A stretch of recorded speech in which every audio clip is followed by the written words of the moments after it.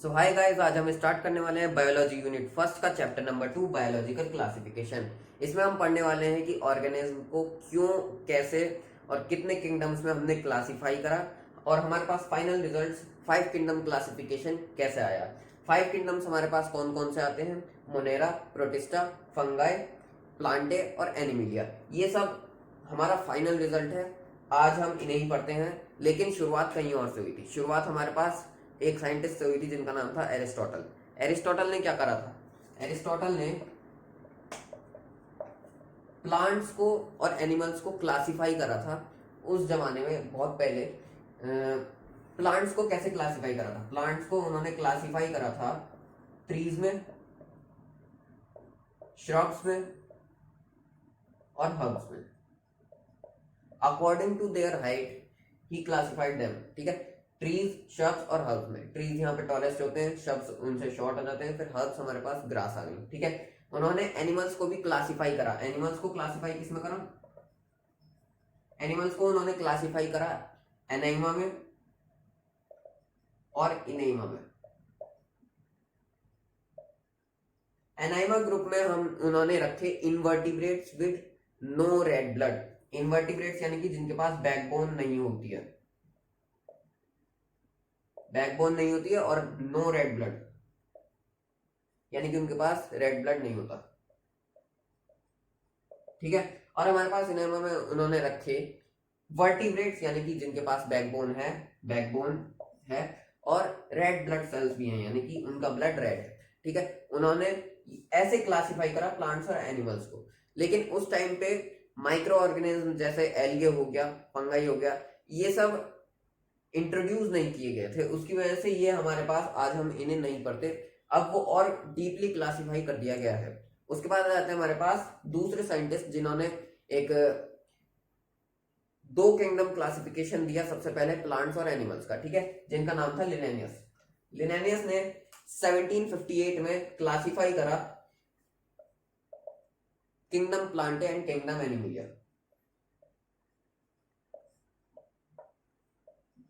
Kingdom Plantae और kingdom Animalia.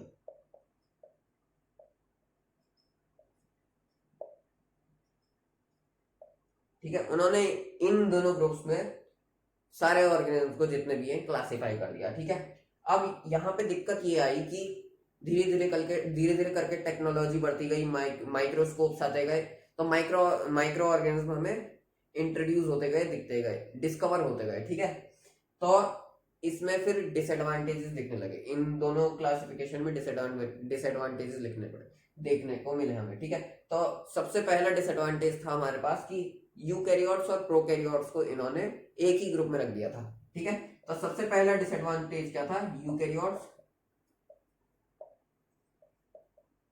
And prokaryotes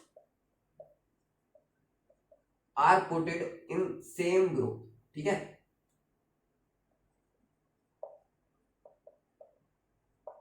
in same group. Eukaryotes और prokaryotes की सब कुछ चेंज होता है, क्योंकि यूकैरियोट्स हमारे पास क्या होते हैं? यूकैरियोट्स हमारे पास वो होते हैं जिनके पास ट्रू न्यूक्लियस होता है, वेल डिफाइंड न्यूक्लियस होता है, वेल डिफाइंड ऑर्गेनेलीज होती हैं। ठीक है, सेल के अंदर। और प्रोकैरियोट सेल्स वो होते हैं जिनके पास न्यूक्लियस नहीं होता, न्यूक्लियस चारों तरफ सेल में बिखरा पड़ा होता है, ऑर्गेनेलीज भी ज्यादा नहीं होती उनके पास। तो प्रोकैरियोट्स और यूकैरियोट्स को उन्होंने एक ही ग्रुप में रख दिया था, जबकि ये नहीं होना चाहिए था। दूसरा पार्ट आता है हमारे पास, दूसरा डिसएडवांटेज इस क्लासिफिकेशन का हमारे पास निकल के आता है कि यहाँ पे उन्होंने यूनिसेलुलर और मल्टीसेलुलर ऑर्गेनिज्म को भी एक ही ग्रुप में रख दिया था, जो कि एक बहुत बड़ा डिसएडवांटेज है। क्योंकि जैसे हमारे पास अमीबा हो गया, और एमीबा एक सिंगल यूनिसेलुलर ऑर्गेनिज्म है, उसे भी इन्होंने एक ही ग्रुप में रख दिया जिसमें मल्टीसेलुलर ऑर्गेनिज्म रखे हुए थे। तो एक ये बहुत बड़ा डिफरेंस क्रिएट हो गया। तीसरा डिसएडवांटेज हमारे पास कौन सा आता है? तीसरा डिसएडवांटेज हमारे पास आता है कि उन्होंने फोटोसिंथेटिक और नॉन फोटोसिंथेटिक ऑर्गेनिज्म को भी एक ही ग्रुप में डाल दिया। फोटोसिंथेटिक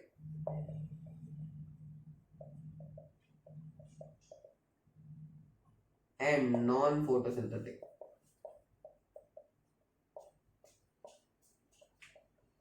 ऑर्गेनिज्म को भी इन्होंने एक ही ग्रुप में डाल दिया। फॉर एग्जाम्पल हमारे पास इन्होंने यहाँ पे ब्लू ग्रीन एल्गे और हमारे पास फंजाई जो कि एक हेट्रोट्रॉपिक ऑर्गेनिज्म है, ठीक है, वो सूरज से अपनी फूड नहीं बनाती, वो दूसरों पे फीड करती है। तो इन्होंने इन दोनों को एक ही ग्रुप में डाल दिया। ये हमारे पास तीसरा डिसएडवांटेज था लिनेनियस के क्लासिफिकेशन का। अब हम स्टार्ट करते हैं three kingdom classification. Two kingdom classification के बाद अर्नेस्ट हैकेल आए 1886 में और उन्होंने अपना एक थ्री किंगडम क्लासिफिकेशन दिया, जिसमें उन्होंने किंगडम प्लांटे और किंगडम एनिमिलिया के साथ किंगडम प्रोटिस्टा भी जोड़ दिया था।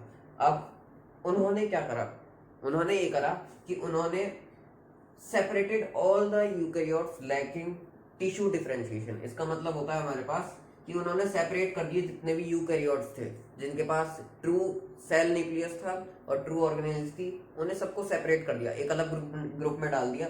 और जो यूनिसेलुलर थे, ठीक है, यूनिसेलुलर यूकैरियोटिक ऑर्गेनिज्म, ठीक है, यहाँ पे आ गया। दूसरा उन्होंने ये करा जितने भी माइक्रोस्कोपिक ऑर्गेनिज्म थे, जैसे हमारे पास फंगाई हो गया, बैक्टीरिया हो गया, प्रोटोजोन्स हो गया, उन सबको भी इसी ग्रुप में डाल दिया, ठीक है। और इसके डिसएडवांटेजेस हमारे सामने आए कि सबसे पहला आ गया हमारे पास कि उन्होंने यूनिसेलुलर मल्टीसेलुलर ऑर्गेनिज्म को एक ही ग्रुप में डाल दिया, किंगडम प्रोटिस्टा में डाल दिया, ठीक है। और दूसरा हमारे पास डिसएडवांटेज ये आता है कि फंजाई और बैक्टीरिया उन्होंने ग्रुप कर दिया किसके साथ, एल्गे और प्रोटोजोन्स के साथ, जबकि देखा जाए तो फंजाई और बैक्टीरिया का सब कुछ अलग अलग है, सब कुछ डिफरेंट है, ठीक है। एल्गे हमारे पास फोटोसिंथेटिक है, जबकि फंगाई हमारे पास हाइड्रोट्रॉपिक होती है, ठीक है। ये हमारे पास सूरज से गर्मी लेके अपना फूड प्रोड्यूस करती है, जबकि फंगाई हमारे पास दूसरों पे फीड करती है, ठीक है।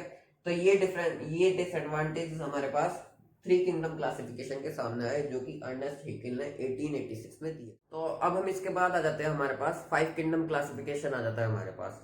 फोर किंगडम क्लासिफिकेशन भी था, वो मैंने छोड़ दिया है क्योंकि वो एनसीईआरटी में नहीं था, ठीक है।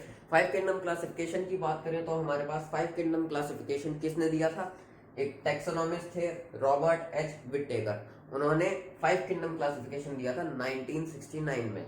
उनका मेन क्राइटेरिया क्या था, किस क्राइटेरिया पे उन्होंने फाइव किंगडम्स दिए, तो हमारे पास ये पॉइंट्स हैं यहाँ पे। सबसे पहली बात, उनका जो क्राइटेरियम सिस्टम था वो फाइलोजेनेटिक सिस्टम था। अब फाइलोजेनेटिक सिस्टम क्या होता है, फाइलोजेनेटिक मतलब इवोल्यूशनरी रिलेशनशिप्स पे बेस्ड हमारे पास सिस्टम है ये, ठीक है। कैसे इवोल्यूशनरी रिलेशनशिप्स मतलब कि कौन सा ऑर्गेनिज्म पहले आया, ठीक है। जैसे यहाँ पे अगर हम बात करें तो इनके बीच में जो रिलेशनशिप है पांचों किंगडम के बीच में, सबसे पहले हमारे पास मोनेरन साइन, ठीक है, मोनेरा आया, फिर प्रोटिस्टा के जितने भी मेंबर्स हैं वो आए, इवॉल्व हुए, फिर उनसे इवॉल्व हुए प्लांटे पूरी फैमिली, और फिर आ जाता है हमारे पास फंगाई, फिर आ जाता है हमारे पास एनिमिलिया हमारे पास सबसे आखिर में इवॉल्व हुए, ठीक है। तो ये था हमारे पास फाइलोजेनेटिक सिस्टम। अब इसके तीन मेन पॉइंट्स थे, उन्होंने किन किन कैटेगरीज पे इन्हें फाइव किंगडम्स को क्लासिफाई करा। सबसे पहला आ जाता है हमारे पास कॉम्प्लेक्सिटी ऑफ सेल स्ट्रक्चर। इसका मतलब हुआ कि उनके सेल का स्ट्रक्चर कैसा है, वो यूकैरियोट्स हैं या प्रोकैरियोट्स हैं, ठीक है। यूकैरियोट्स को अलग रखा गया, प्रोकैरियोट्स को अलग रखा गया, ठीक है। यूकैरियोट्स और प्रोकैरियोट्स उन दोनों को अलग अलग रखा गया। फिर आता है हमारे पास complexity of thallus organisation. Complexity यहाँ पे थैलस ऑर्गेनाइजेशन से मतलब है कि जो ऑर्गेनिज्म है वो यूनिसेलुलर यानी कि एक सेल वाला है, सिंगल सेल है, या मल्टी सेलुलर है, ठीक है, यूनिसेलुलर और मल्टी सेलुलर। उसके बाद आ जाता है हमारे पास न्यूट्रिशन पे। न्यूट्रिशन हमारे पास ये इस क्लासिफिकेशन का मेजर क्राइटेरिया था कि जो ऑर्गेनिज्म है वो ऑटोट्रॉपिक है, हेट्रोट्रॉपिक है, या फिर फोटोसिंथेटिक है या नॉन फोटोसिंथेटिक है। इन सब क्राइटेरिया पे ये मेन क्राइटेरिया थे जिन्हें आर.एच. विटेकर ने यूज करा क्लासिफाई करने के लिए फाइव किंगडम क्लासिफिकेशन, ठीक है। वो फाइव किंगडम कौन कौन से थे, मोनेरा, प्रोटिस्टा, प्लांटे, फंजाई और एनिमिलिया। तो ये हमारे पास इस वीडियो का आखिरी हो गया। अगली वीडियो में हम बात करेंगे किंगडम मोनेरा और किंगडम प्रोटिस्टा के बारे में।